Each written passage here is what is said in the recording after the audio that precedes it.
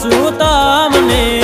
લઈ જઉં ગોરલ મારા મલક મારે નથી ગમતું મને